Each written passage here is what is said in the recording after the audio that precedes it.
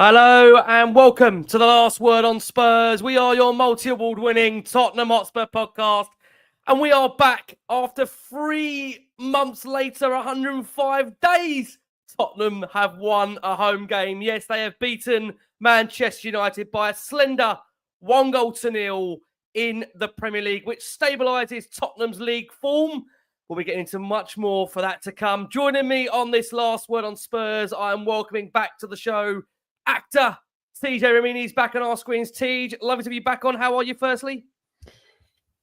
Am I on mute? No, I don't think I am. I'm well, thank speaking. you. We've got you. I guess that win has got me sort of shaken me up a little bit. I don't know what to do with my own technicals, but delighted to be on the show. Delighted to be rocking the home stadium background again after a turgid couple of months. An illustrious panel, a marvellous turnout. Happy to see you all. Bless you, TJ. Thank you so much. And also back on the show, he needs no introduction. The wonderful Marlon from the Spurs Kings is back. Marlon, how are you? Love to see you back on. You well? I am good. Look, I look at it like this. It was Valentine's Day weekend. Spurs won a game, and there was a protest against the owner. And you can't ask for a perfect weekend, can you? If you're in love, come on. Oh, bless your heart. Love to see you back on the show, and also lovely to have a returning guest on that hasn't been on for a while. Where I have to say we can't guarantee wins these days, but it's so lovely to have somebody on where we've got him a win. We've got the wonderful Chris Bavin back with us. Chris, of course, you see him on the TV, bless him, with all those technical, amazing foods that he cooks, he prepares. Chris, lovely to be back on Last Word on Spurs. How are you? Fantastic to have you here. Yeah, no, thank you very much for having me. Listen, as I text you regularly and let you know, I'm an avid listener. This podcast gets me to, through my commute on a Monday morning, generally pretty depressed drive. But yeah, no, I love the show. Really delighted to be on. And yeah, I mean, a slender win, but a win nevertheless. We'll take that. We will take that. So yeah, fingers crossed we can kick on from here with a few players coming back and stuff. So yeah. Bless you. Chris, lovely to have you here. Thank you ever so much. I know it's been a while since we've had you on, so lovely to have you on. Look, I've got to say, I think there's only one place to start on this show, and I hope you won't mind me bringing this in right from the very, very start of this show. Of course, look, we've had a game. We're going to come on to that. But for many out there, this was a massive, massive day for the Spurs community, for a day in which many were calling and asking for change. And I want to say, I will go as far to say, I think it was an iconic day as to how far we have come as a fan base, that I think United, we stood, and United in victory. I think it was very much a United win off the field than it was on the field, because for many out there that have been campaigning for change on the football club when it comes to the ownership and the chairman for a number of years, I've got to say that I stood proudly in the thousands, I will say, the thousands that stood around Tottenham Hotspur Stadium, making that walk from Lord Chit Lane right up to the West Stand. That I've got to say, it was done peacefully, it was done correctly, it was done right. And it was lovely to see so many Spurs fans that not only just express their love to me for Last Word on Spurs and how much it actually helps them get through, as Chris put it on there, their week. And ultimately, really for them, Tottenham is more than just a football club. This is a way of life. And many have become so disillusioned as to what this football club is right now. And look, it's fantastic to get the win. We'll come on to the nature of that win. But I think we shouldn't play down or underestimate what was achieved outside the Tottenham Hotspur Stadium in the build-up to kick-off, where there was, like I said, to mention, thousands of Spurs fans that came together, united for change. And this, I think, will be a poignant moment for many Spurs fans around the world, and a poignant moment for Daniel Levy and Enoch, where they've realised that there are a lot of Spurs fans that not only want change, but are prepared to vote with their feet for change. And that's both inside the stadium as well, where there was a sit-in after the game. And I think, T, just coming over to you on this point, we, over the last 3, 4, 5 weeks, I think after that Leicester game, for many out there, look, I think their breaking point went before that. But we said we were happy to get behind something if it was constructive, if it was done correctly, and in the right manner, that would really make an impact in the Spurs community. And I think, given the fact that it got so many numbers in terms of going outside that stadium in the build-up to kick-off, how proud were you to kind of see a lot of Spurs fans come together, different backgrounds?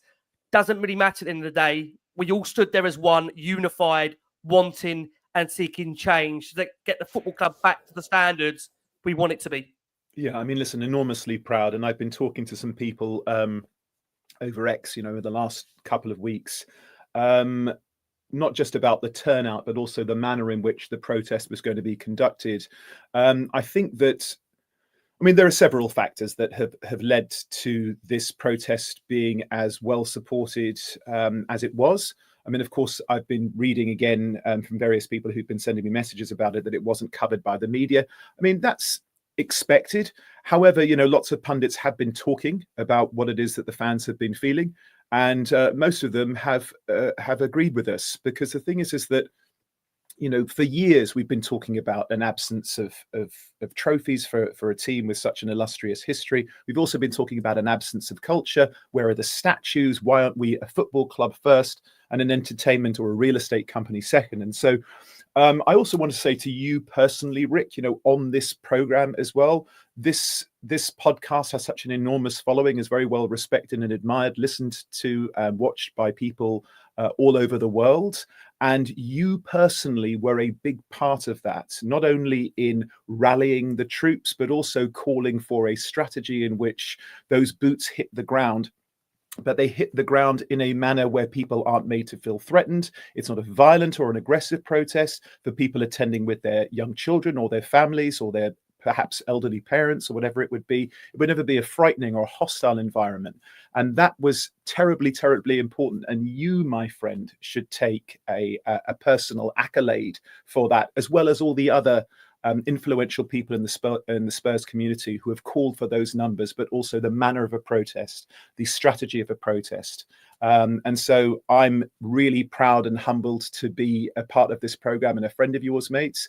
And my thanks and my gratitude to the Spurs community that got up there on a cold Sunday afternoon and made their banners and waved their flags, but in a manner and in a decorum that the entire Spurs community should be proud of.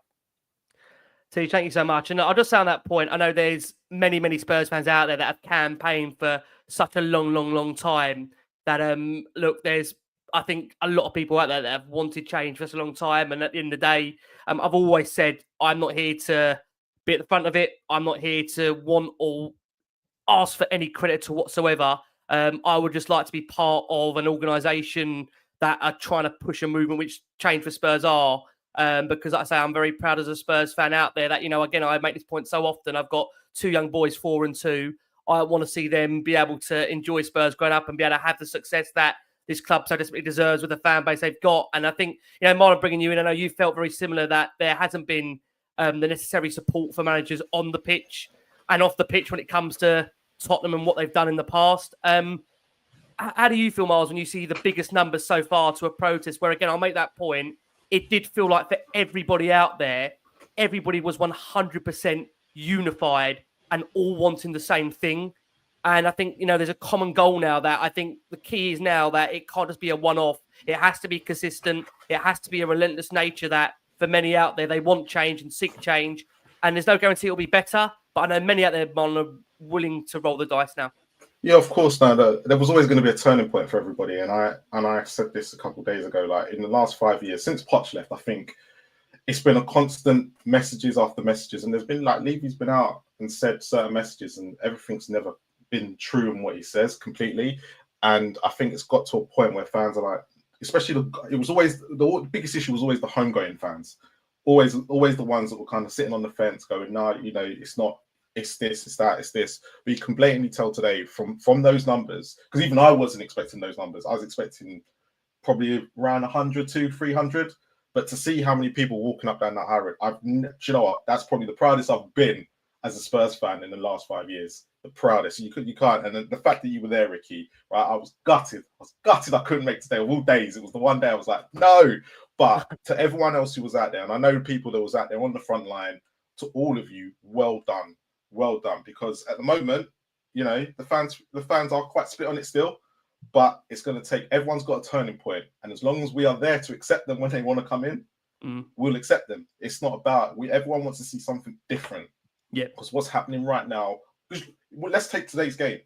The fact that Man United had 11 injuries and we made it really uncomfortable shows you where we're at. and and today's game showed you that was two teams just not. It was a really poor game. I know we're going to get into it.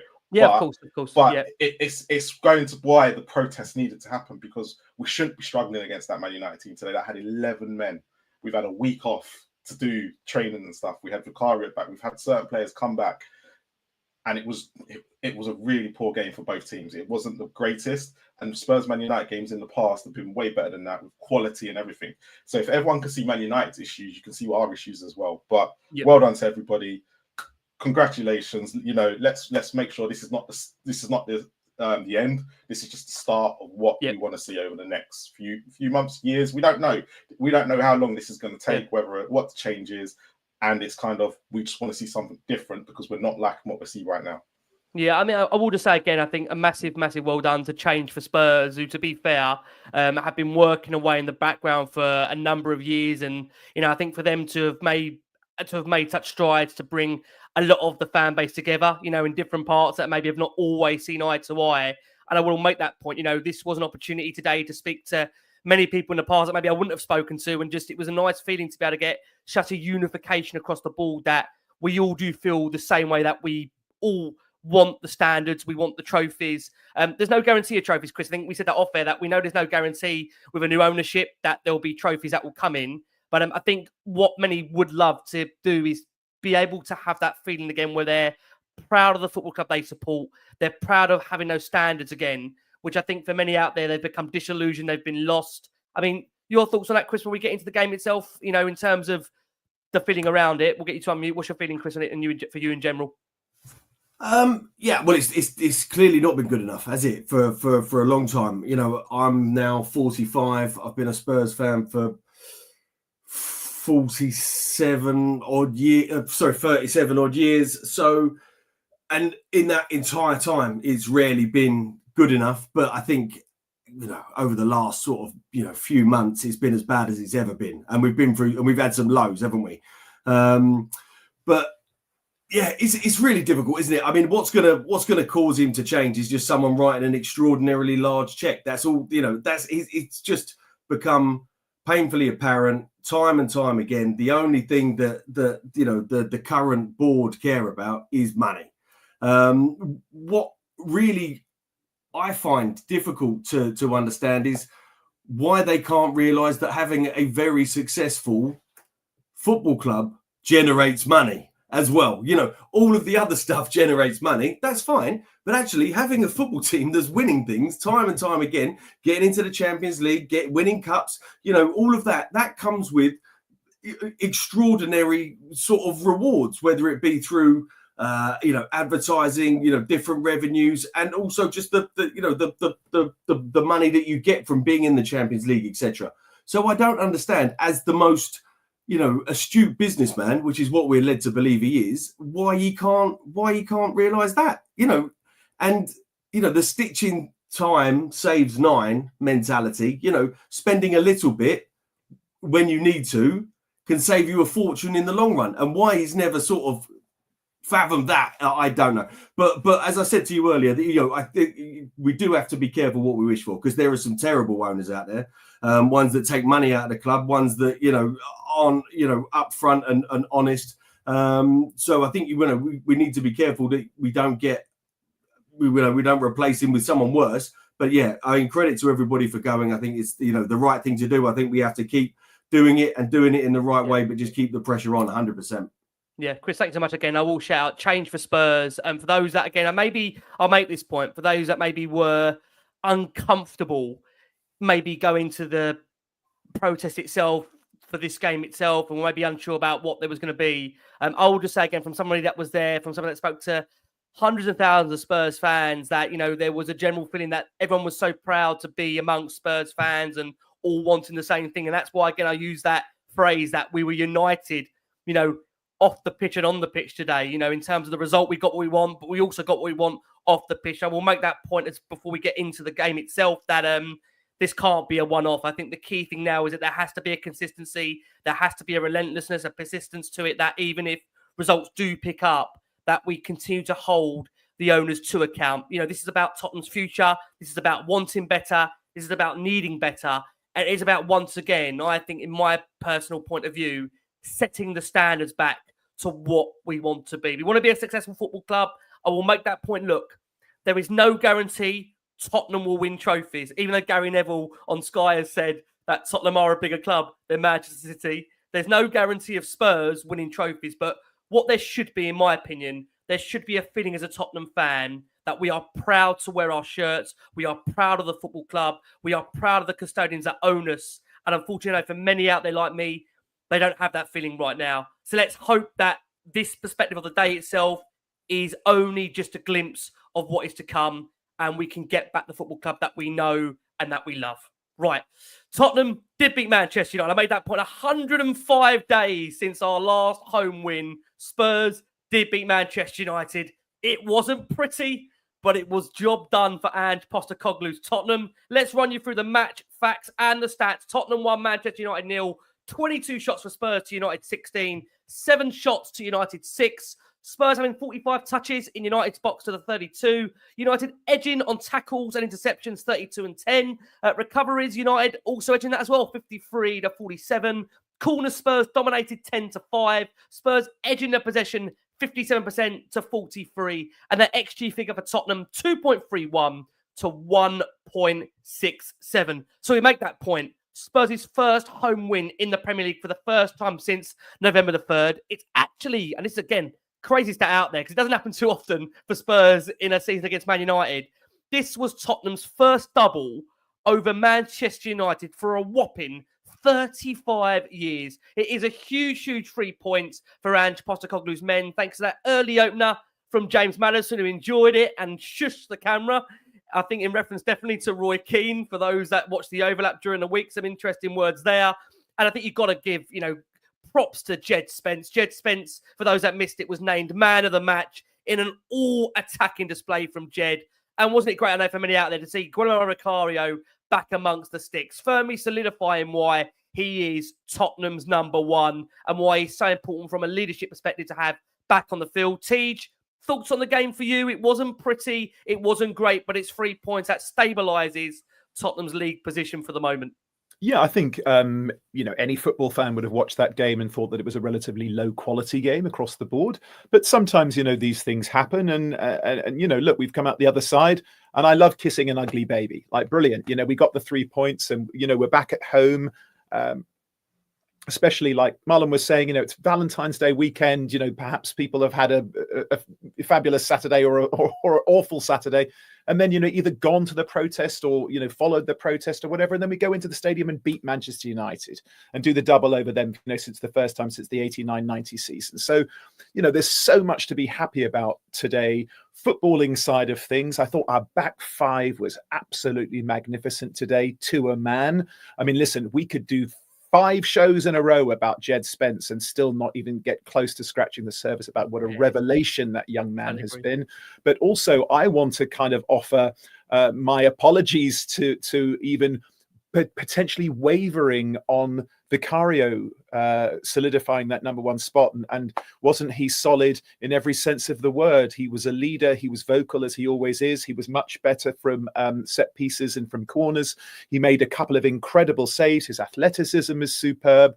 You'll often hear goalkeepers talking about like preset movement and stuff. Like, again, there are those kind of cliches about how a good goalkeeper will decide where the striker shoots the ball because there's that much of a presence. And he was just magnificent today, resolute and domineering back there. And just tremendous athleticism. I was really pleased for him. It also looked like his kicking has improved, which was great. Perhaps Kinski coming in has made him think, you know what, let me just get a bag of balls and just work on my kicking.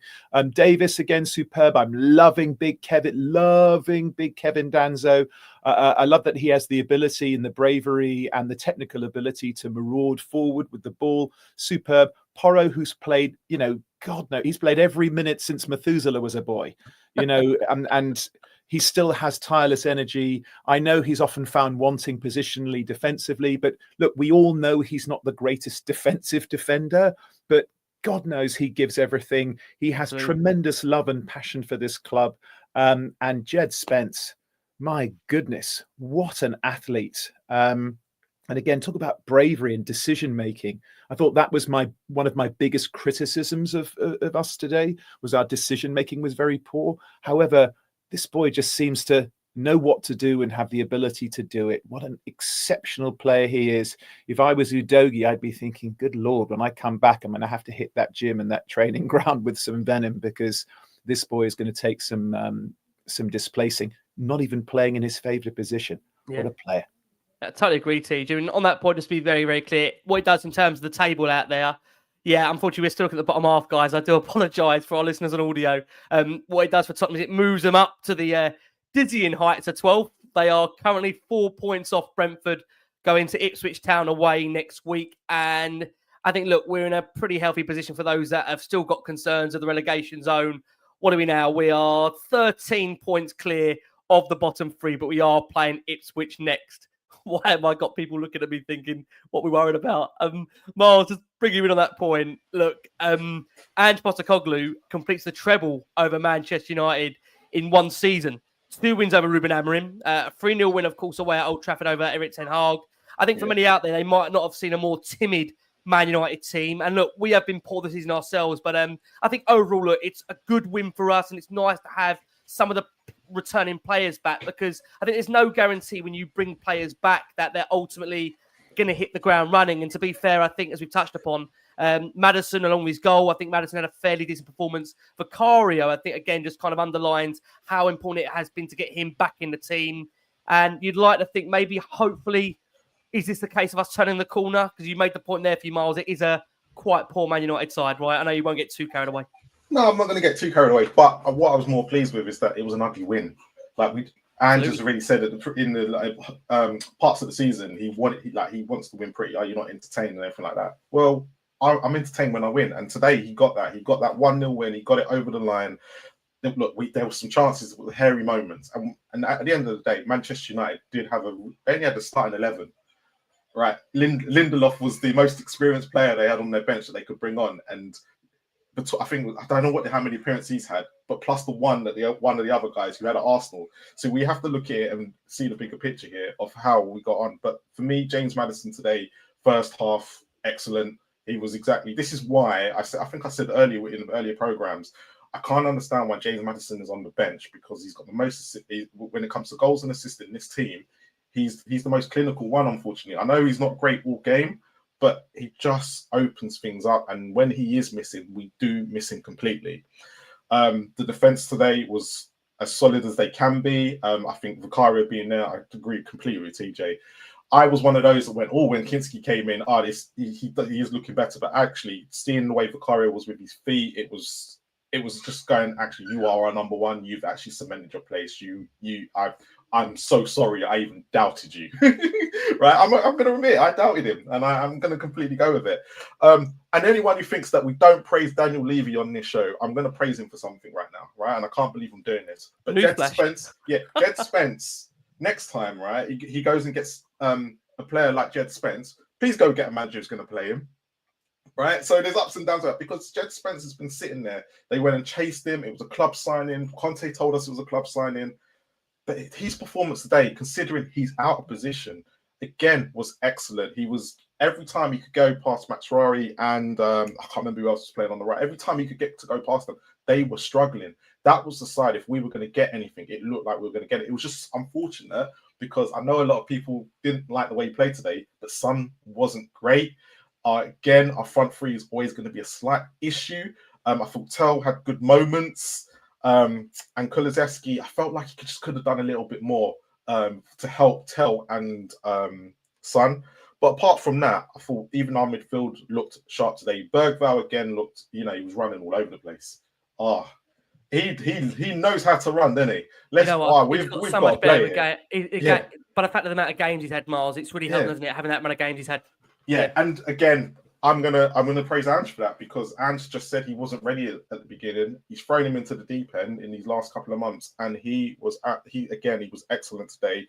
I thought Bentancur had a good first half, but again, I'm gonna sit there and go. There was times that Man United could have scored. At the end of the day, sometimes you just got to win these games ugly, and that's what I'm more happy about. If I can see more of these ugly wins over the season, I'm going to be happy. I'm not going to be sitting there criticising. I'm going to be like, sometimes you just have to get away with it. I was watching Liverpool Wolves today. The way Liverpool ended that game, they were quite lucky to actually get a win. And that sometimes is what Premier League football's about. And that's what we had to do again today. So more than happy. More of those ugly wins, please. I don't care. Yeah, I mean, I think for many out there, it's maybe just a case of at the moment definitely grinding them out rather than having a case of seeing amazing swashbuckling football and not getting the result right. I think we're in a point now where we do need to pick up results. Many want me to just allude to the fact that in the table, we are, I'm led to believe we are 13 points off fifth at the moment. So just so everybody knows out there in terms of how difficult it might be to get and reach the top 5 or the top 7, dare I say now, because we do know Europe will stretch that far. Chris, look, like we said, 105 days we've waited for a Spurs win. We've now had back-to-back wins for Spurs in the Premier League for the first time since. You go all the way back to, Brentford and Manchester United earlier of last season. How do you judge, if you can, Chris, the manner of the performance? When, again, I will mention the fact there are so many returning players, and then that way, then it's difficult to see if you can get everybody up to their optimum level. I think for many out there, will just be glad of the fact we've got the win. Is that how you feel about it, Chris?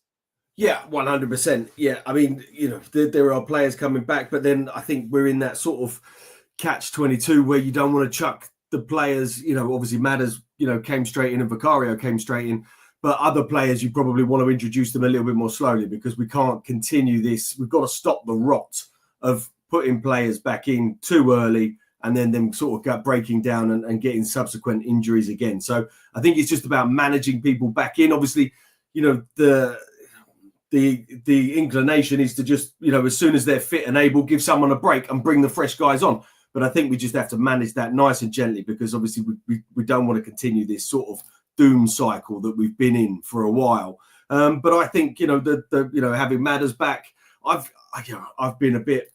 probably been a bit hard on him recently. I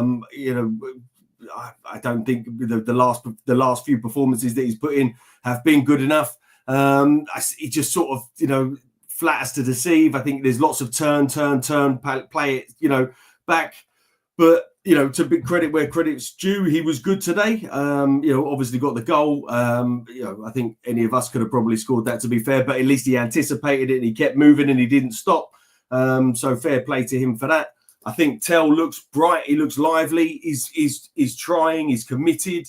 And he's not afraid to pull the trigger, which, Kulusevski and Son, it's like neither of them want to have a shot, really. I mean, I know Son did have, he did have a couple today, but he was also in a position where he probably could have pulled the trigger a few more times and wants to lay it off. So at least Tell's sort of, got the wherewithal and the bravery to, and the desire to keep shooting and keep pulling that trigger. And it will definitely come for him for sure. But I think he looks bright. And to echo everybody's sentiments here, Bergvall, for me, he could have been man of the match. If he'd have played a little bit longer today, I think it would have been a toss-up between the pair of them because he's, there seems to be some, a little lack of bravery creeping into a few of our players. They don't want, there's that bigger pass on, there's that longer pass on, there's that through ball on, there's that shot on, whatever. And it's like, no, I'm going to take the easy option.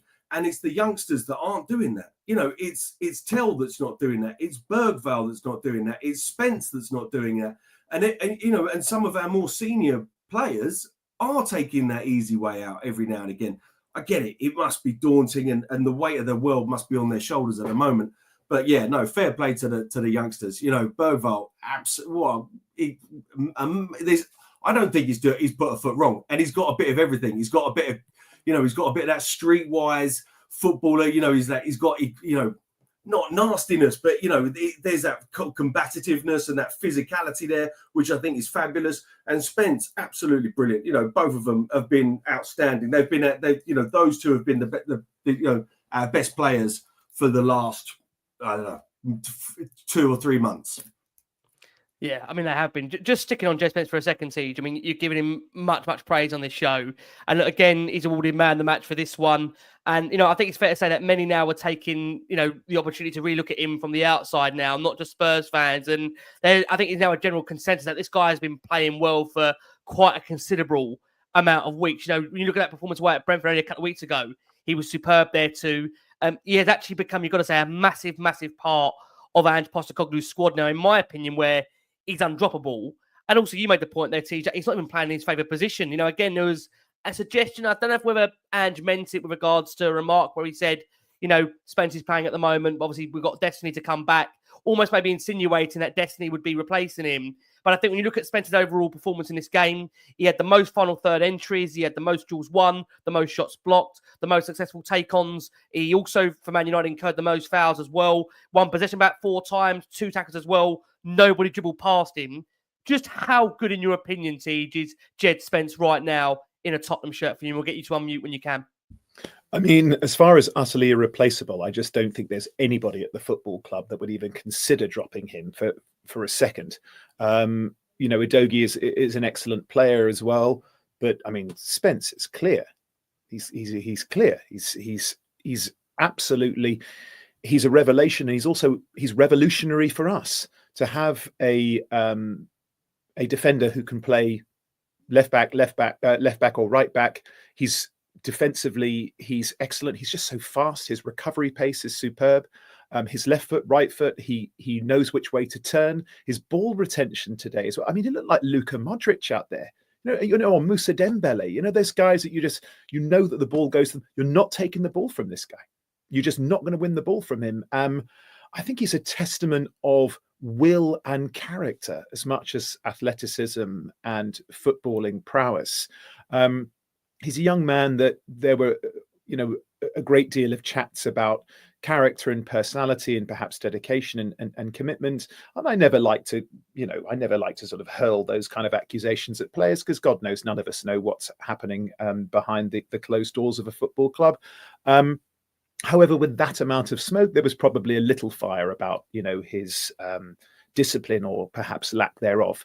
And so every Tottenham fan should be taking their hat off to this young man, and not only how good a footballer he is, but also his strength of character to look at himself in the mirror as a young man, probably 22 or 23 at the time. And if we can remember back to when we were 22 or 23, the plethora of mistakes that we would make on a daily. And here is this young chap who looks at himself in the mirror and says, you know, I want to excel at this game. I have an opportunity at one of the biggest football clubs on earth. And if it's a case of me knuckling down and perhaps, you know, taking some things out of my personal life and committing a little bit more to my professional life, well, he's done that. And so I'm so happy for him personally and for his family and all that kind of thing, that he can go home with his heart full of pride, and also knowing in his head, I've put in the hard work and I'm now getting my just reward. Yeah. So I'm just delighted for him. I hope Jed's fan won't mind me saying this. I know his sister's a big TikToker, and she does a lot of compilations on Jed. So yeah, lovely for her at the moment. That she must be wondering, how am I going to cut down the content, because there's so much with Jed at the moment that he's doing for us. It's quite simply unbelievable. I mean, on this point, good for him and for her and his whole family. Good. Amen. It's lovely, isn't it? I mean, Miles, just on that point, I think this is the thing, isn't it? We've been fairly critical of players during this testing period. That was, you know, we acknowledge the fact that they've had to recover every 3 to 4 days. That maybe we've been, I think, at some points by some of the senior players let down. I just think Jed, and there's a lot of comments here that, again, a lot of people can agree on this as well, that he's just simply put himself in a position where I think he's undroppable now, isn't he, Miles? When you're looking at the overall performances out there, Jed is a consistent 7, 8, 9, 10 out of 10, week upon week at the moment, isn't he? I think that's the big thing right now. He is consistently putting in these 7 and 7, 8s each week. Even when we're losing, we're not looking at Jed Spence going, oh, he's at fault. Yeah, he's there. He shouldn't be there. And he's playing at left back as well. So for me, just the whole episode of what happened with Jed at the beginning of the season, I still can't fathom. I still can't understand. He went, and then even went after he came in against Coventry, where he literally probably saved Ange's job that week, because a lot of us were like, no, we can't be having these results. And especially losing to Coventry, I think we were just literally on the downer at the time. But as we get to here now, you just have to give Ange credit for sticking him in. You have to give him credit for actually today, because he could have easily taken him out today. He could have easily gone, after what he said a couple of weeks ago, we was all looking at going, that's a bit of a weird comment. He could have taken him out, but he hasn't. And again, after he's Brentford man of the match, he's got a man of the match again today. And you can't, at the end of the day, you have to look at his character and go, if this is a character of someone who's fought back to get into this first team and now he's becoming undroppable, you know what? England next. He's got to be looking at that England place going, you know what? for me, the future is there. I know England right now are going through some changes, but who's to say that Jed Spence can't be part of that? And that's big praise that I'm going for right now, because I think he's getting to that part. He used to look. He's played for the under-21s and everything like that. It's not like he hasn't been at the England level, but he's starting to develop into that player where you're thinking, actually, I could see him in a Tuchel system. Yeah, and actually doing it really well. But that's just me. It's not going to be for everybody. But that's the praise I'm giving him at the moment, because he has literally been him, Gray, and Bergvall for the last month. Yeah, and you know how critical I was of Gray at the around December. I was there, and everyone was like, "Please don't criticize him today." To me, but no, them three for me have literally have been the positive shining light on what's been going on for the last month. Yeah, and I can't take that away from all three of them. No, I mean, you made that point there, Miles. It has been, as we know, a really, really frustrating season, a difficult season so far. Look, I think we're all now in a situation where we're pinning our hopes on Ange Postecoglou delivering the Europa League. I mean, if this picture does come true, I'm interested to see what that bus parade is going to look like. You know, suddenly you can't push Ange off the bus. But on this point, Chris, coming over to you, I wonder in your mind, when Miles and Tej have referred there to Jed and the marked consistency of his performances, I mean, how far away do you think he is from potentially an England call-up? And if he does get that England call-up, do you think we will see him still keep his feet firmly on the ground? Because to be fair to him, I think even with the praise that we've given him week upon week, you know, there's been a real consistency, hasn't there, to Jed's game, where he hasn't allowed the criticism to in any way drop his performance, Chris. Yeah, no, I think all he can do is exactly what he's doing. Just, you know, keep performing week in, week out, which he is. I mean, whether this is by design or what, but I mean, he's been given his opportunity. I mean, whether the injuries hadn't have come as thick and as fast, you know, would he have got his chance? But you know, the fact that he has had it and he's taken it, you know, grabbed it with both hands. And it feels like, you know, a sort of second chance, or second, third, fourth chance. You know, he's had opportunities. He was pushed out on loan a couple of times, and now it seems like he's just come back and absolutely desperate to cement his place in the team. And you can't ask for any more than what he's doing. You know, I think he's performing fabulously well, and it's a testament to him, not only as a football player, but, you know, as a character, as you know, we've mentioned previously. But yeah, he could 100% push into the England setup. There's no reason why he can't. It's, you know, who's going to be keeping him out? You know, I mean, actually, realistically, you know, I think we've been blessed with lots of amazing left and right backs over the years, but actually they're getting older, and I don't know if anyone's actually sort of nailing that position completely. As you know, maybe 5 years ago, no chance, but actually I think now he's probably got every chance in the world, and he should, you know, on merit he's performing week in, week out. So 100%, I'd love to see more of it from him. I totally agree, Chris. I mean, look, there'll be I mean, a lot of people out there will know I'm very much kind of club over country, so there'll be a selfish nature of me thinking, no, I don't want Jed to go away, but at the end of the day, we'll be thinking, God, he's gone away, what are we feeling about that? But yeah, at the end of the day, look, I think his performances for me, I think I think in my mind should put him in an opportunity where he should be up for England selection. Let's see if that time does come. We're going to squeeze in our first break of the show for our listeners and audience. We've got over listeners on audio, listeners on audience. That's an interesting one. Listeners on audio. We have got over 6,000 of you that are watching the show live, guys. As always, thanks so much for all your incredible support for Last Word on Spurs. I got to say, I know the comments are going balmy here. I'll just say, because if I put them all up on the screen, we wouldn't get a show going here. Thank you to all the love I've had. You know, again, seeing a lot of you at the Tottenham Hotspur Stadium earlier today and before the game. It's lovely that, again, I got the chance to meet so many of you out there that expressed your love for Last Word on Spurs. And I'll make a point, I said, for those that missed it and have just come into the show later, that I really think today was a win for Spurs off the pitch as well as on it. And again, a massive shout out to Change for Spurs, all the work they've done to get us to this point where it does feel, as I mentioned that case, it's saying it's unironic on the game that we're playing and the team we're playing, that we are united in victory. It's lovely to say that. I'm joined by actor TJ Ramini. I'm joined by the wonderful Chris Bavin, who on this occasion isn't on your screen with food. He's on your occasion talking Tottenham, which is lovely. And we're also joined by Marlon over at the Spurs Kings. I'm going to bring you, if I can, very quickly, Ange Postecoglou's presser notes on the back of that win over Manchester United, because unfortunately it's not all great news, I have to say, which is a massive, massive shame. But firstly, on the game itself, he said, look, I think it's an important win for the team. It's an important win in an important week because we need to put in a performance to get the result, and I think we did that. That coupled with the fact that we have some significant players that have come back to get us through the game. They got through unscathed as a majority and really contributed, was important for us. It signals a little bit of an opportunity now for us to push on from here up the table. And Ange was asked about the fact how important it was to have those returning players back and to be able to bring on 5 senior players from the bench. We'll touch on those benches in a second because for United, their bench did lack quality and did lack any real caliber of players to change it. And said, getting the likes of Vic and Maddison contributing straight away, you can see their quality when they're on the field. And I can put on guys like Brennan, Wilson, Vic and Maddison to a certain extent that for them takes them up a notch in terms of game speed. And that's really, really important. And was asked for comment in terms of the fans' protest outside of the ground and what he made of that. He said, look, obviously I wasn't outside, so I can't comment on that. But I thought the fans were great inside the stadium. They got behind the team, and that was the most important thing for me. Like I said, it was an important game for us, considering the build-up for the week and how we had an opportunity to just have a breather and kind of assess where things are at.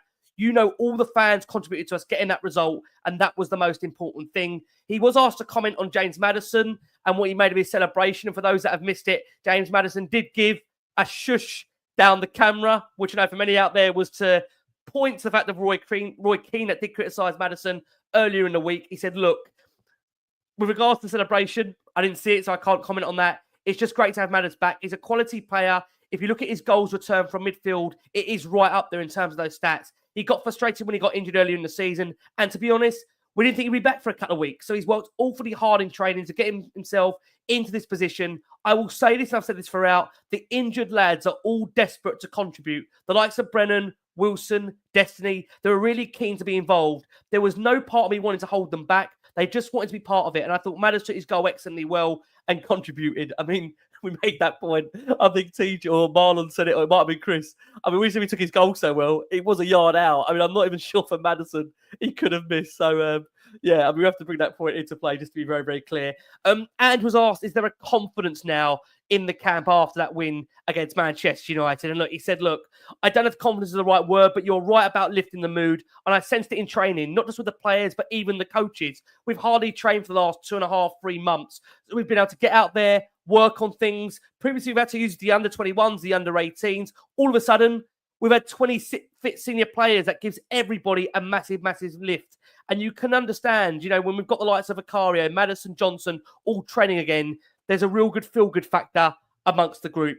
And was asked what that win could do for the team long-term. And he said, look, I certainly believe there is still a hell of a lot on offer this back half of the year. Europe is the obvious one, but even the league, I think if we can make inroads from here, we're all not happy with our league position. It is unacceptable that we're in the position that we're in, but the circumstances have dictated to a great extent why we find ourselves the way we are. The guys who came back found and made us stronger throughout.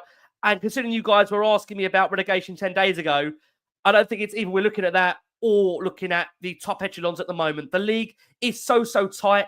People think I've been making excuses all along. And when I look at what we're doing at the moment, trust me, I feel it's only mid-Feb. There's a long way to go. European football is back amongst us this year. We've got a great chance in the Europa League, and I think we have to take that into consideration. Now, Ange Postecoglou, I think, again, just to be clear, there were rumours of potentially there being some injuries after the game.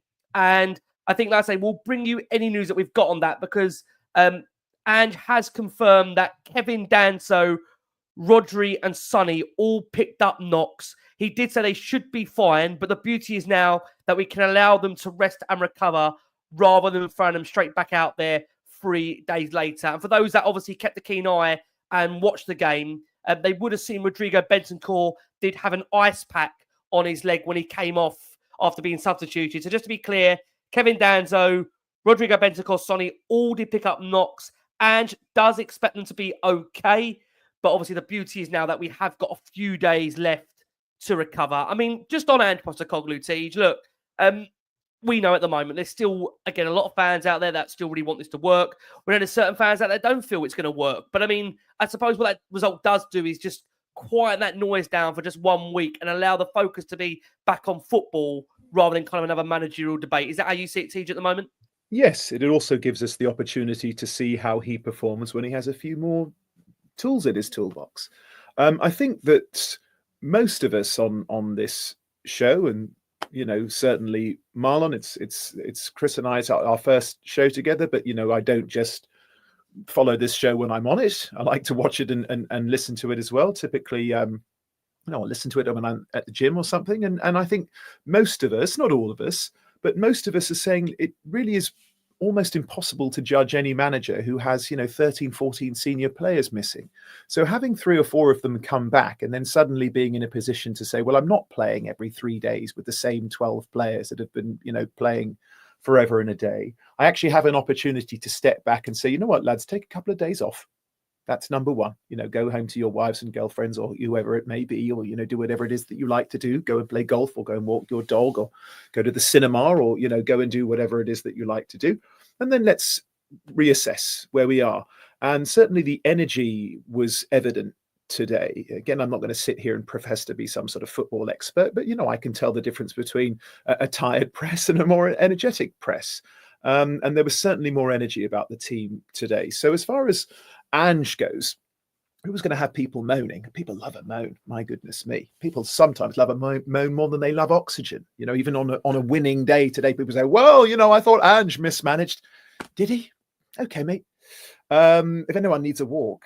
But I thought he actually did really well today with what he had at his disposal. I opened the show by saying I thought it was quite a poor quality game of football, but to Marlon's point, we won ugly today. And the whole, are you not entertained? We go and lose 4-3 or whatever. Well, no, we're not. We want to win games. And if that's a gritty performance and sort of slogging it out and getting across the line against a really poor Manchester United team that had about £450 million worth of, I'll use the word talent, on the pitch today. A front line who costs, those 2 players $145 million and have 5 goals between them. Marlon. So I'm happy with where we are today, because we've just won a game of football at home in front of our fans who deserved it.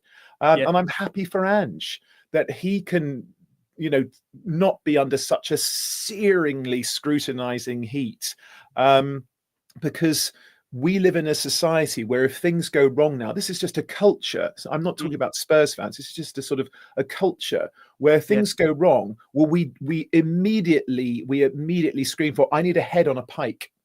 Thank you, Evan. I need a head on a pike. I need to be able to point my finger at somebody. And I know it's boring and it's not as fun to kind of go, well, they do have 13 senior injuries, to the team. That's not as kind of satisfying as perhaps going, Sonny's finished, or, whatever such nonsense. And that's just the way that it is. So I'm very, very happy for him today. Yeah, I think I've said it very clearly on this show that, I'm at a point with Ange where I think we have to ride out to the end of the season and really evaluate in the summer. I think, we've discussed the point. We know our league position is unacceptable and intolerable for many out there. I know some can't bear look at the league table. I put it up and I have to maybe close my eyes and I put it up these days. But the reality is that, look, can't get away from the fact they've had a number of injuries, and we've touched upon that during the show already. Look, Miles, I know you're very of a similar position to me, where I think we're in a position now where we know the club aren't going to really look to bring in a form of an interim or look to replace Ange Postecoglou for those out there would like him being replaced. But I think the general wide consensus is that we're going to probably ride it out to the end of the season and evaluate in the summer. Look, Tottenham have played now 23 games. You could argue 22 of them in the last 2.5 months, where with half a squad missing. The most they can play over the next 3 months is 21. With the players back, you'd argue that maybe Ange needs to win, you'd say maybe 13, 14 to guarantee he gets the project going into next season. And arguably maybe would need to win the Europa League. Maybe the question is, can he? But maybe the bigger question is, do you feel for you that judgment will come at the end of the season rather than now, given the fact that he's starting to get these players back, Miles? No, look, the last couple of weeks have been difficult. They've been really difficult for any fan to stick with him and everything that's been going on. And I get, the injuries were always going to be a massive, massive thing for him. However, I think we're all at a point where we're going, okay, let's give him to the end of the season. Let's all evaluate in the summer and see how we still feel how we feel about Ange. Look, at the end of the day, if he can kind of salvage this season into something, the Europa League is probably the bit right now where everyone's going, if he wins that, he stays. If not, then do we want a man that's going to... Look, I always ask this question. If we're going to get injuries next season, is Ange going to be the man that you would want to take us through that battle if we get injuries next season again? We've seen what happens 2 years in a row. So we have to ask these questions because we can't always go injuries. There has to be an adaptation at some point. However, if he can go through the rest of the, he's getting players back now. He's not hopefully we can see what he's like without relying on Vicario and Van der Ven, because it seems like Van der Ven's going to be injured for a very long time, and Romero frees us on the missing list. If anyone knows where Romero is, tell him, please come home. There were rumours that he was in Qatar, wasn't there? So, but no, look, Dan obviously gets a week rest. Ben Davis is, he can deputise there, and actually Vicario. We'll see how Vicario gets on in the next couple of weeks, because Vicario for me is one of them. He'll start off great, and then he'll start getting shaky again, and will we be back in a month's time going, I want him out, I want him this, I want him that. But look, at the end of the day, let's just get through this period. Let's get to the end of the season, and let's see what happens, because I have to openly admit I'm up and down with Ange. 1 minute I want him out, 1 minute I want him in. So I'm probably the last person to ask about Ange right now, because I'm not even sure how I feel. And I bet there's a lot of people like me on the fence going, oh yeah, I sympathise with the injuries, completely sympathise with the injuries and the amount of games there were. And then I do look at the board and go, you knew these games were coming. You gave them a thinner squad. These injuries, but at the same time, there's always tactics throughout the season in certain games. You look and go, what are you doing, Ange? So let's see. Let's wait and see. If he wins the Europa League, I'll give him a 5-year contract, an extra. But if he doesn't, then get rid of him in the summer kind of scenario. But I'm fickle. I'm a fickle fan, and I won't be the only one. So at the end of the day, I'm just gonna sit. I'm gonna sit there now. Come on these panel shows. Talk about it over the next few weeks, and then in May, I'll tell you how I really feel. You know what? I mean, this is the point, isn't it? I mean, coming around to you, Chris, we're lucky you've not had your opinion yet on Ange. And I mean, as you know, there feels that at the moment there's a real kind of split amongst the fan base as to where we are. I think the reality is that because that light has been shone further up the pyramid towards ENIC and towards the ownership, that I've said this, I think Ange Postecoglou has been badly let down by the football club when it comes to the nature of no one giving him the actual players to do the job. And then number two, that when you know the nature that Ange likes to play a high velocity brand of football that is of a real high game intensity, both in training. I will make that point. I think really you're asking a manager then to have to maybe prioritise in terms of the cup and the league, because I don't think we could do both. Again, how are you expected to have and be able to be competitive in 4 competitions when you don't simply have the tools to do it? That's why, again, I've been for me very, very fair. I think that I don't think that it's all on Ange Postecoglou in terms of the season. However, I do think we've got the right, I think, at the end of the season to review things and think, is this man the right person to lead this club forward? Where are you in terms of that spectrum at the moment, Chris? Yeah, well, I mean, the jury's still out, isn't it? I think Marlon said there, sitting on the fence and waiting to decide. I think we've got no choice but to be there, have we? Because he hasn't really shown us. We had a glimmer, didn't we, at the beginning of last season, but we haven't really seen it for any prolonged period of time. So we've got no choice but to wait. But I think there is absolutely nothing to be gained from sacking him now. Unless a better alternative finds themselves available, which they won't. Unlikely. The only managers that are going to be available now are ones that have been fired by someone else. So I don't really see what we learn by firing him. I think we might as well just let him have the end of the season. We're safe now. I mean, it sort of wasn't that ludicrous to say that we could have gone into that. Can we put on the yellow ticker, Chris? Are we safe? We're Chris Bavin safe. We're Chris Bavin safe. We're staying up, lads. It's fine. So no, you might as well. I mean, and how ludicrous is that? I mean, that just goes to show what a tremendously terrible season we've had.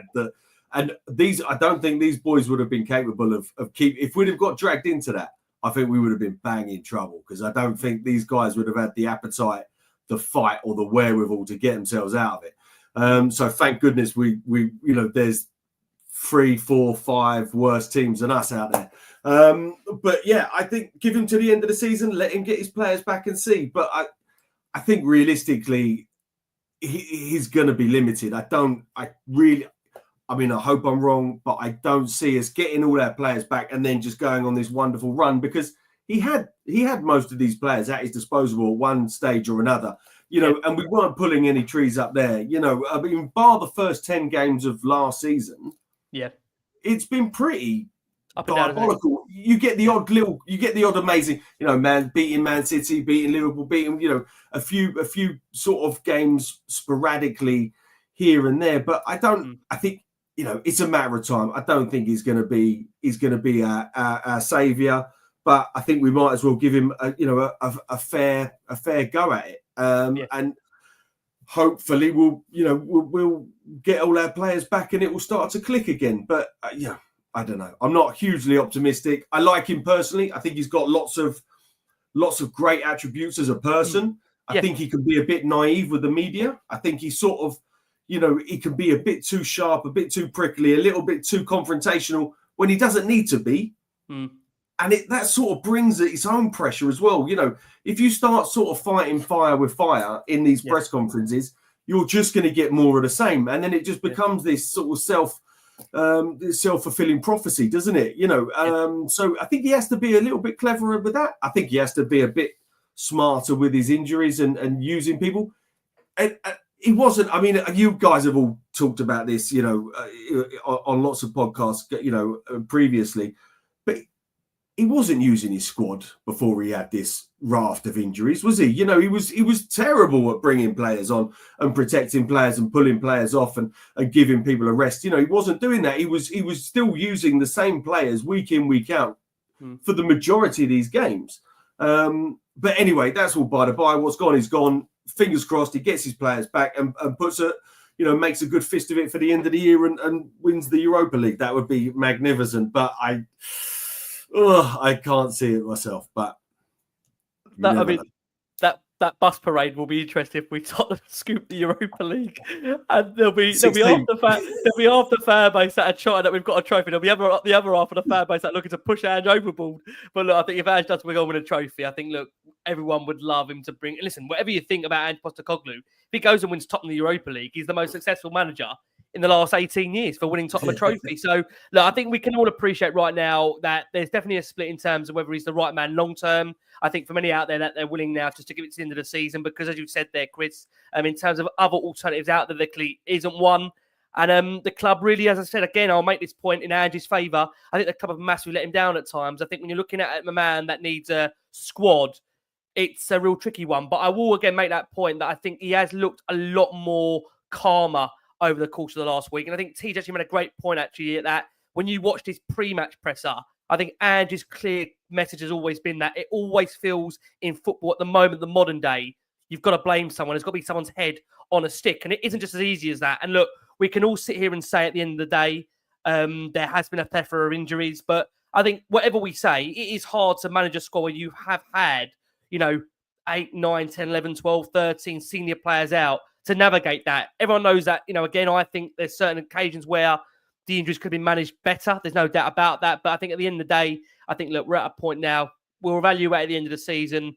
And please God, we're doing that when the man has scooped a Europa League. Right, we're going to go for our next break of the show for our listeners and audio. We've got over 8,000 of you that are watching the show live. Thanks as always for your incredible support for the show. I'm joined by the brilliant Chris Bavin, who I will make that point for the third time on this show. It's no talking food or seeing food. It's talking Tottenham for Chris. Hopefully it's a day off and it's a good thing for Chris, although with Tottenham's form, I'm not sure, but he is back for a win. We're joined by the wonderful actor TJ Ramini, and we're joined by the brilliant Marlon over at the Spurs Kings. Guys, a reminder out there for you that we're delighted as always to be sponsored by NordVPN. Nord have been our long-term sponsor of Last Word on Spurs over the course of the last 5, 6, 7, 8 years. And for those that are still seeking those away days we know to come in Europe, you'll be needing your NordVPN device that will allow you to change your location settings wherever you are across the world. It allows you to also book holidays. And along with that as well, you can also watch your favourite sporting events, TV shows, films which aren't available in your region by switching your virtual location settings. We're going to implore you right now, check them out, nordvpn.com/LWOS. Right, we're going to get into the team for this one. The guys have referred to actually throughout the show that there's been, we're not going to Aston Villa, just to be very, very clear. Don't worry, Warren. We're definitely not taking you back to Aston Villa. Don't look so scared. We're not going back there. I promise you we're not. We are going to Tottenham Hotspur versus Manchester United. We're not gone back a show. Don't worry. We're not doing that to you.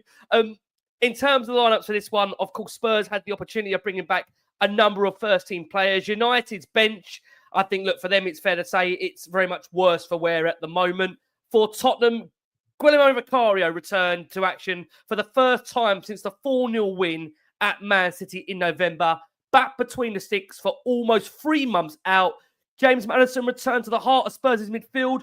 On the bench, Brennan Johnson, Wilson Odebear were back on there, as was Destiny Udogie, who hadn't played at all in 2025. And Archie Gray's marathon of a 17-game starting streak came to an end. Archie on the bench, no Archie in midfield, although we're still waiting for Archie to play that number 6 that we're all craving to finally see today. Archie Gray plays in the position he wants to and needs to play. Finally, a couple of options for Ange in terms of on the bench and in attack. We saw Ben Davis back in the side, Kevin Danso, and again, we'll make that point with Archie Gray as well in there as an option. Matthias Tell, who of course scored in his full debut against Aston Villa, was on the pitch. So for Tottenham, it felt like a bit more of a luxury, despite the fact, again, I'll tell you, they have still got 6 players out. So for them, at the moment, they have still got missing, as the guys touched upon, Romero van der Ven, Dragoshin, Werner, Richarlison, Solanke. We are expecting Solanke, hopefully, to be the next man off the injury truck. He'll hopefully be back in the very, very near future. But again, we have to make that point. Spurs still without both senior centre-backs and without their 2 starting ones. In a normal season, that may be considered a bit of a disaster. But for a game of this magnitude, it feels like the squad are in a fairly good shape going into it. So for Tottenham, they lined up with Vicario, Porro, Danso, Davis, Spence, Bentancur, Bergvall, Maddison, Kulusevski, Telson, with a bench of Kingsley, Udogie, Gray, Saar, Basuma, Moore, Johnson, Odebear, Scarlett.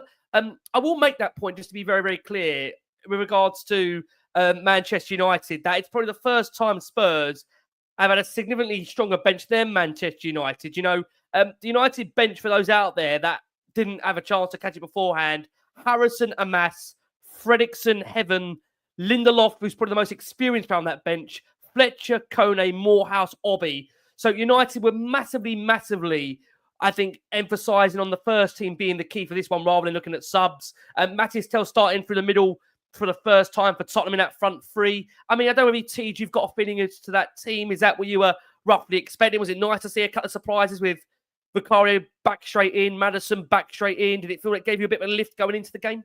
Definitely, yeah. And again, if you consider, that we all have a bit of a lift by seeing the team sheet and seeing a number of senior players returning to fitness.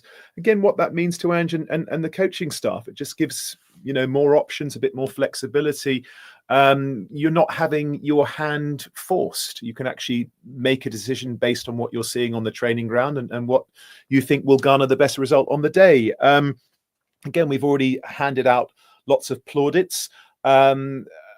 Again, just another quick Bergvall thing is how important it is for any central midfielder to be brave. You do have to constantly be demanding the ball. And again, speaking about the level of scrutiny that it seems culturally acceptable these days, for a young man who just turned 19 2 weeks ago to constantly be demanding the ball and running the game in very dangerous positions where if you turn it over, then you're in real trouble.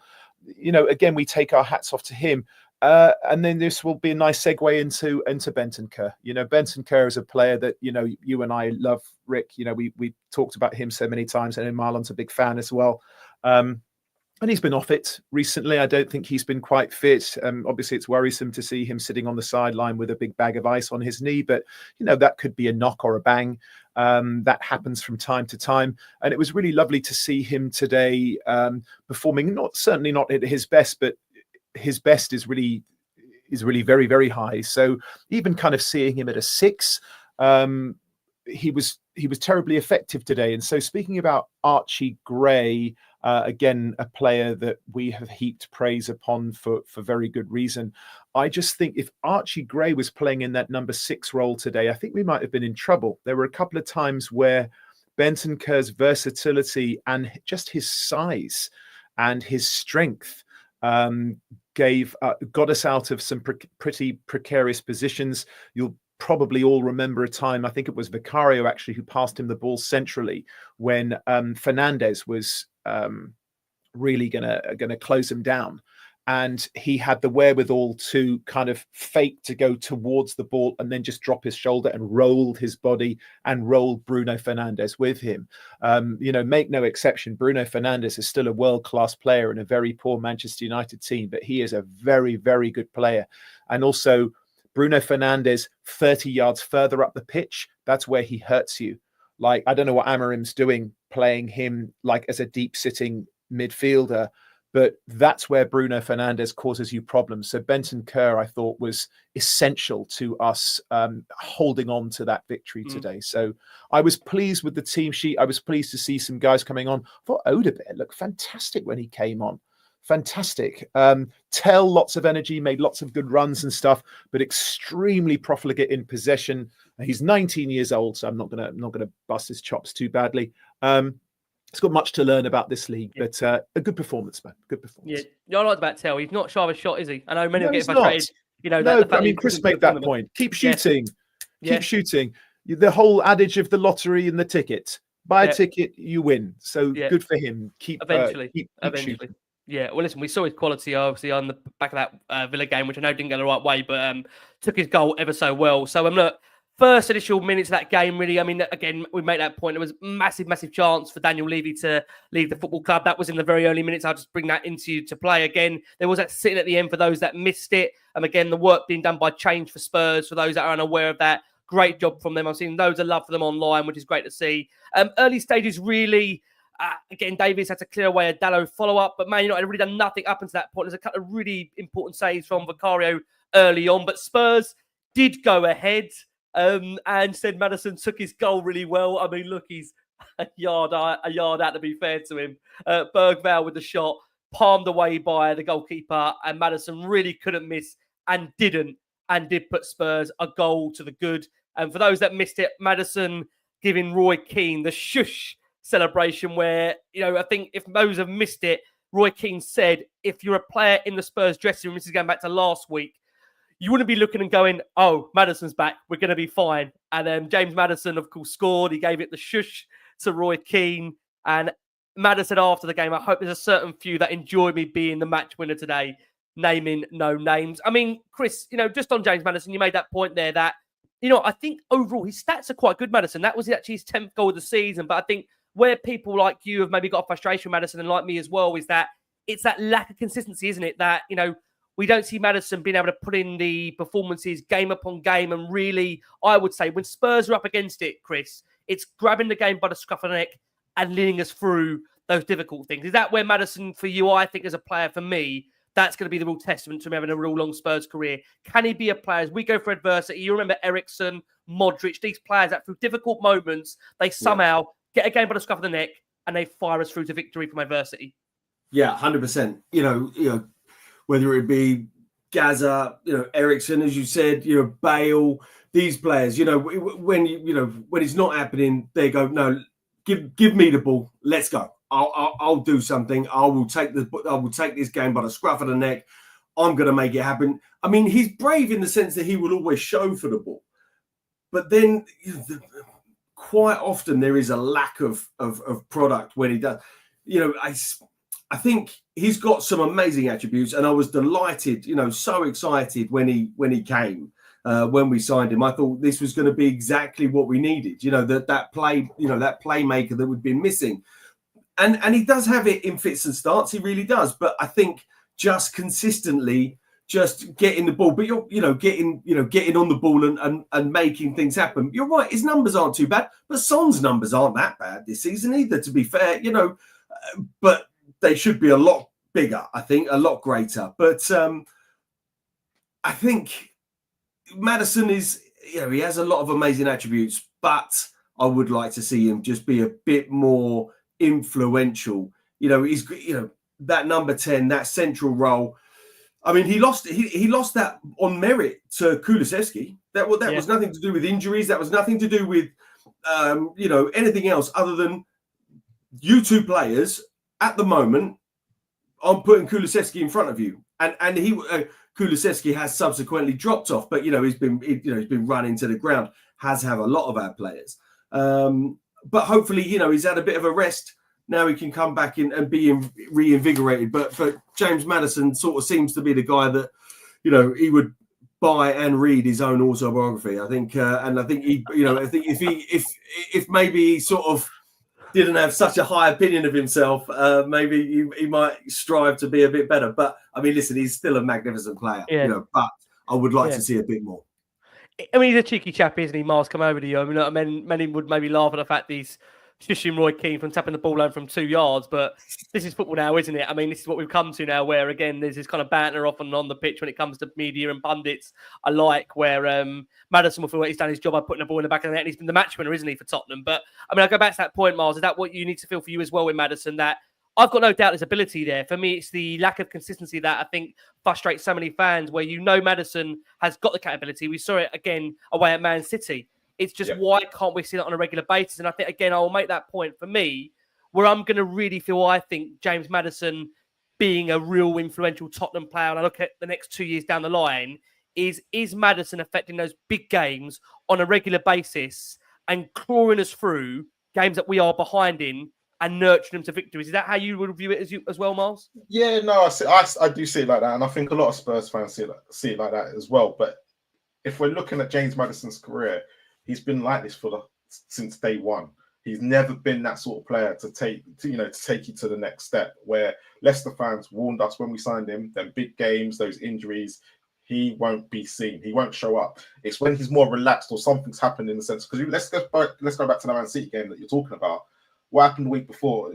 It was all rumored that him and Ange had fallen out. There was something about it, and he had to show himself, and he showed himself. Roy Keane comes out with something. Again, he shows him something. It's not about today. Yes, he shushed Roy Keane. Roy Keane will probably sitting there going, that's what he wants to see every week. But Roy Keane will probably be in the next couple of weeks going, well, see, what have you done this week, Madders? What have you done this week? It needs to be over that consistent period where Roy Keane, and that's exactly what Roy Keane was saying. It's not about today. Yeah, fortunately, he said it in the wrong week when we were about to play Man United. But Roy Keane thinks Man United are crap. So it's like, come on, James. But yeah, no, for me, James has just got to really, really just be more consistent with it. Because he's so, at the end of the day, how have you got 9 Premier League goals, 10 goals this season, and you've got the most assists in our team, but yet every single Spurs fan will go, I can't trust you in those big games. I can't trust you in certain situations. And we shouldn't be thinking that. And as Chris said, the same goes with Sonny this season. Sonny, remember, Sonny was our big game player. Every time there was a big game, we knew Sonny was going to turn up. We didn't care about when we played the lesser sides because that was Harry Kane's domain. But now we're looking at going, Sonny, we need you to step up as well. So at the end of the day, we've got to kind of look at it and go, it's all right this week, but when we go to Ipswich and then we've got City the game after, you need to be exactly performing in the exact same way that you performed today and show us this is not a one-game thing. It's going to be 3, 4, 5 games consistently on the bounce where you are going to be the front runner, and we're looking at you. And the players in that change room are looking at going, we can rely on you today, Maddison. We know that you're going to take us over that line if we all start to fall off. Because right now, if we're all being honest about the whole situation, the 3 players that we've all mentioned that we could rely on right now is Spence, Bergvall, and Gray. Those are the 3 that we are consistently saying that we can rely on. We're not even mentioned Madders, not once, and he's got the goal today. So that just shows you where we're at. And I know he's been injured, but this is the problem that we have with James Maddison. When he starts showing some consistency, he gets injured and then he's out for months. So we're always having to we're not relying on him anyway. So this is where we're at with James. So hopefully it's not just today. By the way, he was to get in that position and anticipate it. Absolutely, that is brilliant because you've got to get yourself in that because not one Manchester United player reacted, and De Ligt was caught on his heels, completely caught on his heels. But it's about seven United players there, and James is the only one that reacts first. Exactly, and it was a great turn by Bergvall in the box to even get the shot off. Like, I don't think people realize how much quality Bergvall did to get that shot off, and it was absolutely brilliant. But yeah, at the end of the day, because when you look at the second half, if we actually looked at it, Madders kind of didn't really play up to the level he did in the first half, and that's the issue that we have with him. This is what it goes back to, isn't it? It is about finding that consistency over long term. I mean, that first half really was a 2 moments for Man United when they go close. Garnacho blades one over him inside the penalty area. Many might have thought that would have been a sitter. And I think in that moment, again, we talk about Pedro Porro there. Maybe needs to be a bit more disciplined when it comes to that position. I know, again, many were frustrated by Porro's positioning in the Aston Villa game and how far up the pitch he was at certain occasions. But look, at the end of the day, I think when you look at Maddison actually later in that first half, there was that lovely, fantastic pass to release Sonny. He pulled the ball back for Tell. And we've already mentioned that point. Tell's not even shy of a shot that we've seen over the course of his 2 games. And you'd like to think, as T said, going back to his analogy there, you keep buying a ticket at the raffle, at some point you are going to win. But really going into half-time, Maddison's goal was the difference. And to be fair, second half again, there was Spurs pressure. Another low Tell shot was comfortable for Onana. More outstanding work by Jed Spence, who, to be fair, I think we can all safely say up to that moment in that early second half was Tottenham's best player on the pitch. He got named man of the match for those that missed it from Gary Neville. But then there was a massive, massive save from Vicario, who, again, I think we've mentioned already on this show that a cross came across, failed to really be intercepted. Garnacho let fly, but it got down to low from Vicario. An absolutely outstanding save. And to be fair to Vicario, that is the type of save that he's made regularly throughout his time at Spurs so far that other goalkeepers don't. And I think it comes back to that point, isn't it? I mean, I think you said it as well, Chris, for you, that when you look at someone like Vicario, it's also just the leadership nature to have that back in, obviously, of course, Spurs' back line. How great that will be for the back 4 or back 5 in front of him, Chris, because I think many will feel out there with Vicario that, whilst there's been question marks in the past about his, coming for corners, his nature of the way he's handling the ball, we're looking at more of a confident Vicario on his first game back. Yeah, absolutely. And I think, it's just that he's the number one. I think, people have been talking about, whether Kinski could sort of, take that spot from him. But as it stands, he is our number one goalkeeper. And so just by having him back, there is that sense of normality, stability and calmness there, which, with a back 4 or 5 that keeps changing week in, week out, and having, new goalkeepers coming in and out, I think that's really important. And I thought he looked absolutely brilliant today. I think he looked more assured, when they were putting some balls across the box. I can't really think of him doing anything wrong, and some exceptional saves there as well. I think Kinski's done well since he came in. I think he has done really well. I think he had a bit of a nervy game. I think it was the Liverpool game. I think he started off pretty bad for him, didn't it? Tamworth. I mean, but by the Villa game, I think everyone lost their confidence. Obviously, when he let one in, we were all underconfident, I think, after that. But you're right. I think in general, he had a good spell. But as you know, Chris, he's a young keeper, isn't he? Young keeper coming into a new league. And playing for Tottenham. I mean, what more can you have as challenging, right? I mean, it's character building. You'd like to think in time, Chris. At a time when we were, as bad as it's ever been as well, So that was a baptism of fire for sure. It was, but I think he came out, with his head held high. But actually, now Vicario's back fit. I think he's obviously been working on a few things, or just that time to sort of reflect, and also maybe hear those murmurs of actually maybe he can rival you for number 1. He hasn't come in to play backup. He hasn't come in to be number 2. He's come in to stake a claim for the number 1 jersey.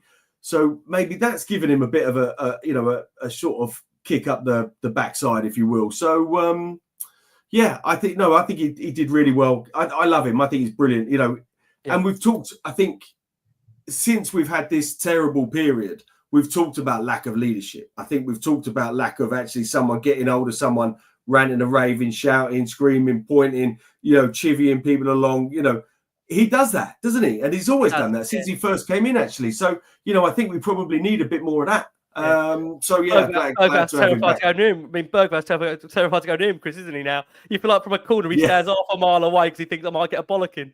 But I think, like you said there, Chris, I think it's great that, we've got someone that's vocal, that's commanding, because, I mean, arguably, I think that's what Tottenham, they need more of those people, don't they? They need more of those leaders that are going to be vocal and commanding. One that I think, to be fair, he's coming over to you, that I know already you've been impressed with, even in this short period, which has only been 4 games so far, that he's becoming an unassuming, quiet leader with the way he's playing, is Kevin Dann. So we can't again forget the case that this guy's only fairly new to the football club. He made a really important tackle to put off Garnacho in the good 20-minute period that Man United had. He made a great chasing tackle on Højlund as well. There was that concern, I think, which Anne alluded to, that he looked to be limping in the second half. He was replaced by Gray, but again, another real good display from, again, a player that we can't forget. He's an Austrian international, Yes, I know there was a lot of talk about the fact we hijacked him from Wolves, but there's clearly Tish coming to you there, a really capable and able player that you'd like to think with more game time is going to be really important to the team now, where you'd feel he'd probably get most games, if not all games, playing, because he's one of the very few natural centre-backs we've got left here, Teach. Yeah, absolutely. And to your point, Rick, it's almost elusive. He's sort of cast a spell since coming into Tottenham, because he just doesn't look like a new signing. You know, he looks like he's been there forever. And I can't pay a more glowing testament to him than that. He's so capable on the ball. He seems like a very self-assured young man. He goes about his business in a stately and scholarly manner. His decision making is superb. His positioning is excellent. He seems to be one of those central defenders as well that manages to instruct his other defenders to keep a high line and to stay in line, which is a very, very difficult thing to do at the Premier League. And I already talked about him before, and he's these marauding forward runs that he makes. I really like him a lot, and I liked him straight away. He looks like a leader as well in a team where we are sadly short of leadership. I couldn't be happier with him. And also, I just think for him personally, as a 26-year-old young man who, you know, has had time in England and then over in Austria, you know, the fact that we did, no disrespect to Wolves, but if I'm a professional footballer at the age of 26 and I'm coming to the Premier League, and I think I'm going to Wolves to be scrapping in a relegation battle, which I don't want to wish doom upon them, but is not looking great for them. And then all of a sudden I get to go come and scrap with Tottenham, T. But I get to go to Tottenham instead, and I get to go and play. I know we're out of them, but I get to go and play in both of the domestic cups, and I get to play in Europe. And I'm at Tottenham and I'm living in London, and, you know, I've got some really world-class players around me. I'm happy for him, man. And he's paying us back. You know, he's really coming and putting his heart on his sleeve every single game, putting his body on the line. You know, that recovery run, Højlund had a run on him there, and Højlund, you know, listen, you know, Højlund couldn't finish a sandwich, but he's not short of pace. And he was through on goal there, 1-on-1, and Big Kev, you know, put the afterburners on and timed that slide to perfection. Because if you don't get that right, it's a red card and you're off. So I'm really happy with him and for him. And just on it, if you don't mind me, TJ, asking, you touched upon it earlier. Just Wilson Odobert, I know again, a bit of a bright cameo, right? I mean, I think some of us might forgot who he was because we only saw him for such a small period. I forgot who he was as well, and wasn't he a breath of fresh air? You know, this someone that's going to run at a player, right? Someone that runs at players gets you excited, right? Yeah, absolutely. Seemed like a, you know, look at him, bless his heart. You know, look, fresh face, young man, on he comes, and was very positive. You know, was looking to affect the game. Again, one of these football analogies, you talk to anyone who's played the game at any level or anyone who's managed the game at any level, and they say, you know, when you do come on and affect the game, impact the game positively. And didn't he do that? You know, he looked like a handful straight away. His dribbling seems excellent. He seems to have electricity in both feet. He can turn a defender. Really exciting young player, man. Him with Spence. Wow. That's potent. So I hope he gets back to some full fitness and will learn from the senior players around him. Happy for the boy. I'm glad he got some minutes. Oh man, look, in terms of other things that anticipated in that second half, Brennan and Pap came on. We saw them being introduced for Maddison and Bergvall. We know obviously that Maddison's minutes are going to probably be managed more because of the nature of the calf strain. I know that Miles and me have had that conversation about Maddison's minutes being managed in certain situations before then as well.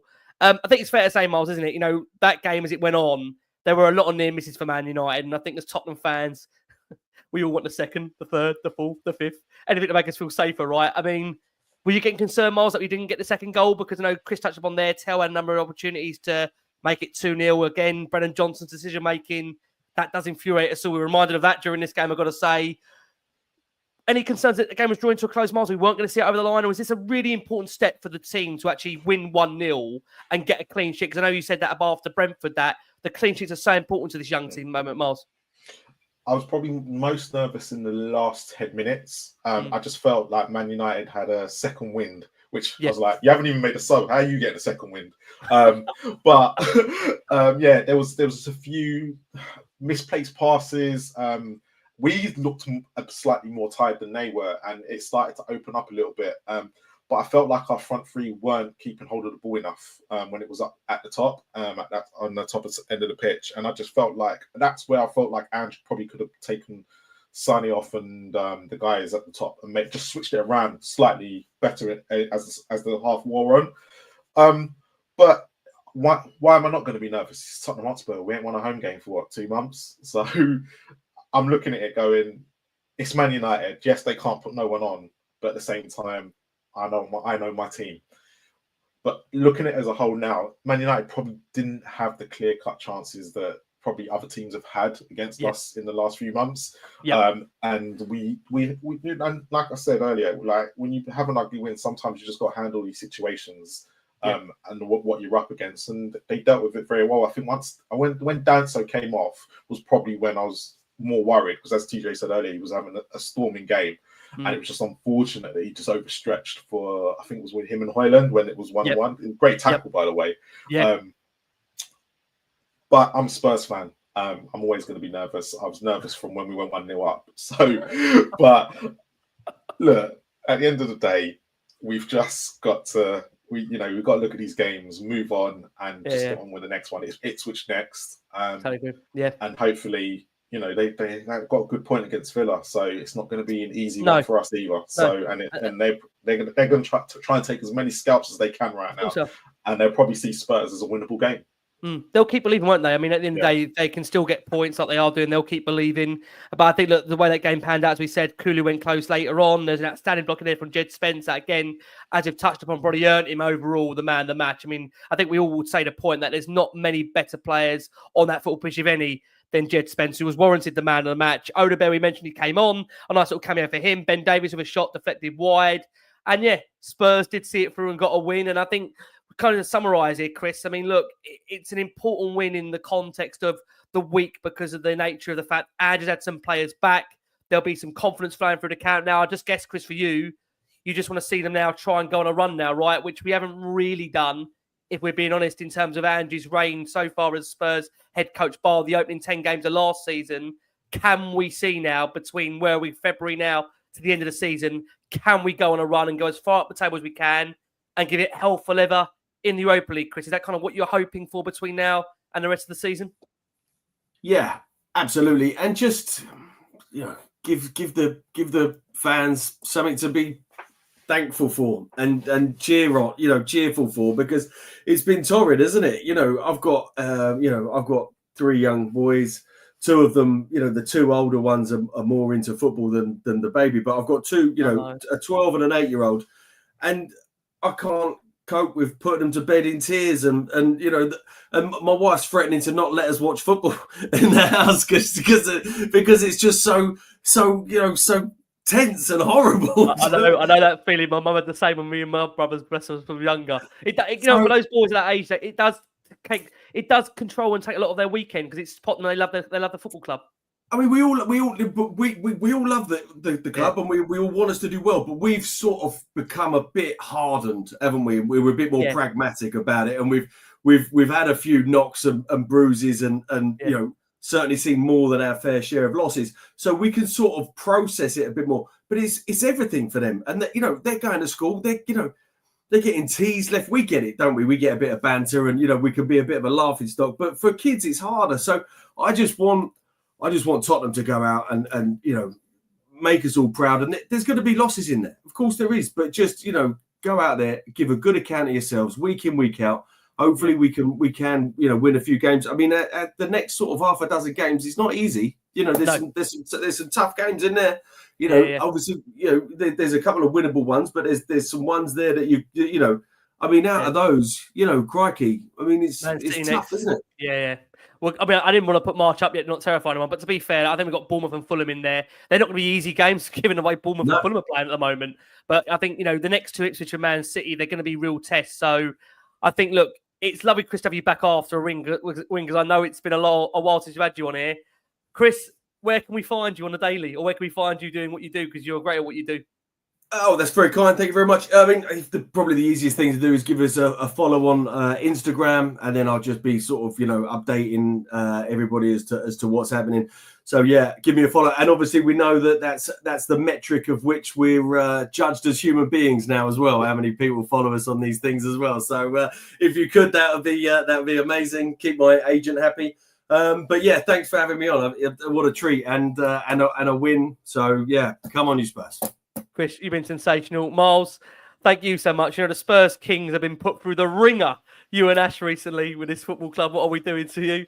It's gone from you bet to do we bet anymore? We weren't. We're going to go with this football club. I mean, Miles, thank you so much. I know it's been a really difficult stint at times this season, but I will go back to that point today. There's just so much love for you guys and for the show and in general at the moment. I know for many out there that stopped me today that the show for them is a sense of therapy and comfort that they need when the club are doing well or bad. They turn to it as a point of needing it in their lives. So I've said to them, we'll carry on as tricky as it may get, as tough as it may get. We've got to be here through the thick and the thin, right, Miles? Oh, of course, Rick. And you could tell by some of the comments, everyone who met you today, it's been lovely to meet you, lovely to meet you. So Ricky, you need to get the praise, not us. No, we just come here. You do the hard work. We just come here and talk. Look, at the end of the day, last word on Spurs. It's got us through some tough times at the moment, and I think the Leicester game was probably the toughest that we ever had to endure. And I love coming on there. It gives me therapy as well. And TJ, oh my God, every time I come on with him, I'm like, I have to pretty myself up again, don't I? But no, I love it all. But thanks, Ricky, as always. But yeah, Spurs Kings, me and Ash, you know where we are. Yeah, big up to please go and make sure, like I say, Miles always got some great content on there, what those guys do. They do record a lot later than what you think I might go at times. They're going to sometimes 2 a.m, 3 a.m. I mean, even by my reckon, that's a shift, I tell you. So we love Miles. Please go and check them out, Spurs Kings TV. And Tej, listen, we're blessed to have had you on the show for as long as we have now. I know we are putting you through the ring at the moment, but there's some people that say how much they love you on this show. I know you've had a lot of love from the Spurs community over the difficulties that you've had this season with different things, personal-wise as well. I'll make that point for the many out there that for them, there's a personal win off the pitch as well as on it, where it does feel that there's a real unity now amongst the fan base. I'm sure you implore that point that we just have to make sure that continues. And again, I'm sure you'll stress your love for those out there absolutely love you on this show as well. Absolutely, of course. And it's enormously appreciated. And I've had so many wonderful messages from thousands of Tottenham fans, wishing me well during all the fires and everything that's been happening in Los Angeles this year. And it really meant a lot to me and to my wife. And Ricky, I love being on the show, man. To Marlon's point, whether we win or lose, it always kind of gives us a bit of a boost, doesn't it, to be able to come on here and listen, there's a lot of social science into when you're in a bad spot in your life. One of the best things you can do for yourself to improve your circumstances is actually to do something generous or something altruistic for somebody else.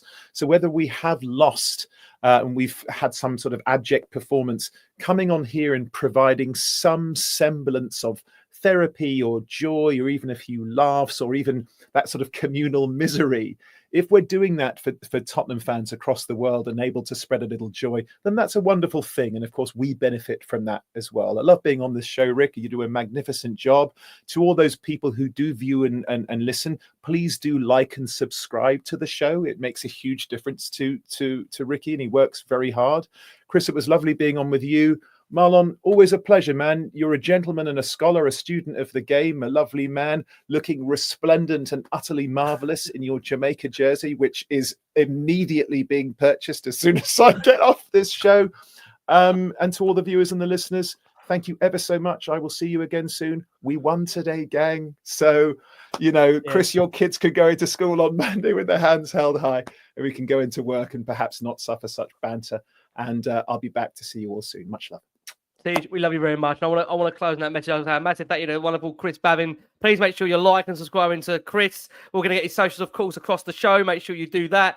Obviously, the Spurs Kings as well, and Tej as well. And Tej won't want me. I'll keep saying it. Tej has got a lovely trivia quiz going on. Tej, very quickly. It's light-hearted, a bit of fun. Where can they find the trivia quiz? Come on, where can they find it? Come on. Right, I post them on my Instagram. I sometimes post them on X. TJ Ramini on Instagram. And then if you just want to watch just trivia stuff, you're not interested in anything else I'm doing, which I can completely understand. It's just Trivia Junction TJ. So Trivia Junction TJ. That's me. There you go. Trivia stuff, fun games. Good. Good time to get it. Love Island's coming to an end next week, so that's when you get back on for TJ Ramini. Perhaps with the I'll do an trivia episode quizzes. in my swimming trunks. Who knows? I That love seems that. to be In his really popular. speedos. Guys, I want to say a massive thank you to our wonderful watching audience over there. I've had nearly 8,000 of you watching the show live. Thank you so much. Look, I think across the board, I want to say that we end this show really by the fact that we are united in the fact of change. And I want to say again a massive thank you to all those Tottenham fans out there that made today possible. It was very much a win off the pitch as well as on it. Well done to Change for Spurs. Well done to the Spurs community, all coming together as one, campaigning in the right way, peacefully, correctly, and spreading that bigger message that we do want change and we want the glory back of this football club, that we can go on and tell our children, our families, and the fact that we all want this club to be performing better than what it is. Spurs have got the win, but it feels like a win, as I said, very much on the pitch as well as off it. A massive thank you to these wonderful guests. Guys, Spurs have got their first win at home in 105 days. Go and enjoy it from the wonderful TJ Ramini, from the brilliant Marlon at Spurs Kings, from the superb Chris Bavin. We've been the last one on Spurs. Keep safe, keep well, and as always, come on, you Spurs.